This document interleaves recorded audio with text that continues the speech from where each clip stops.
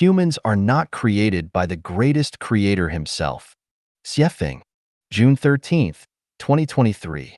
Edited by Qin Yu. The greatest creator has 8 major features, one of which is uniqueness.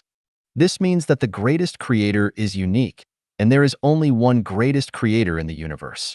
Another feature of the greatest creator is amorphousness. The greatest creator does not have a fixed form. He can take on any image or even be formless. Why do we say that humans were not created by the greatest creator himself? There are 2 pieces of evidence. One is factual, and the other is logical reasoning.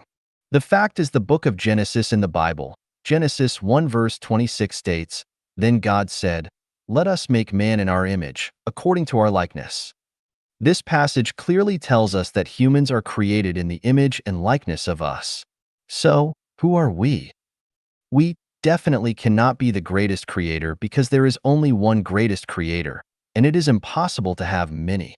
We are not a singular entity, but rather a plural one.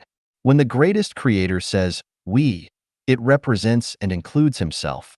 This indicates that the greatest creator is not unique, but rather numerous, which contradicts the fact.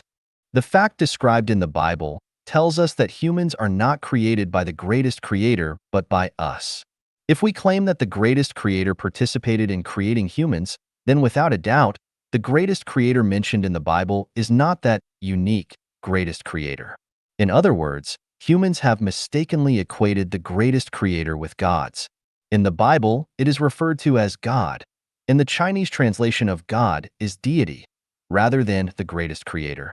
In English, the letter G in God is written in uppercase G to differentiate between gods and the greatest creator.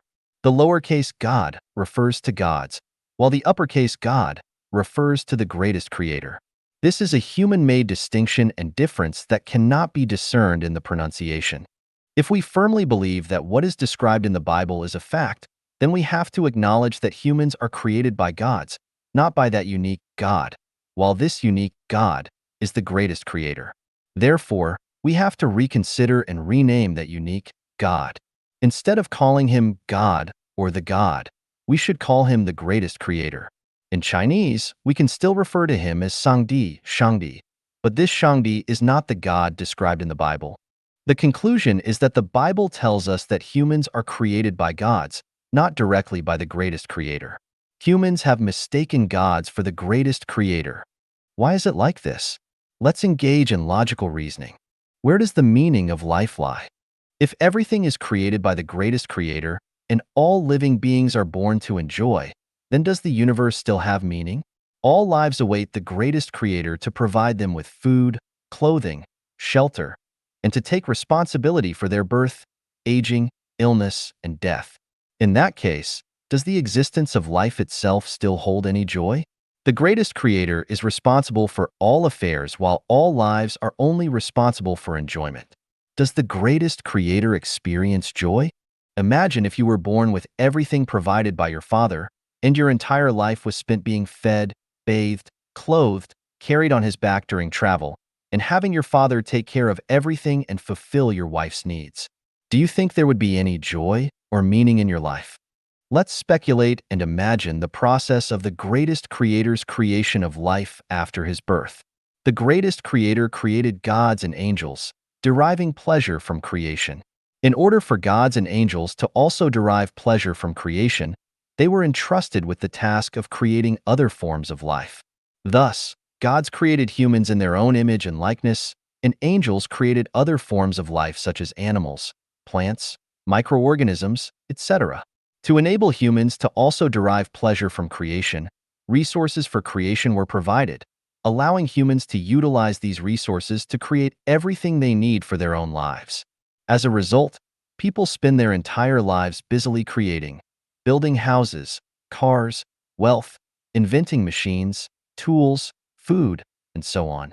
In this way, the entire universe becomes filled with vitality, joy, and meaning.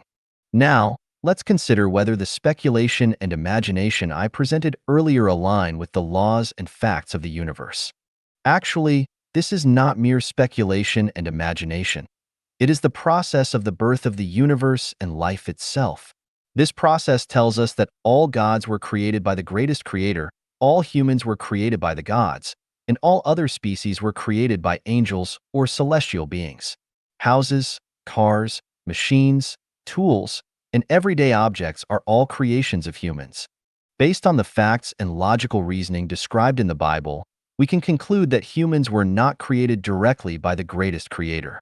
What value does this information hold? It means that humans should no longer attribute all the negative or even evil things in the world to the greatest creator's creation. The cruel laws of the animal kingdom are not the creations of the greatest creator. Creation is the source of all happiness. If you want to experience joy and find meaning and value in life, then go forth and create.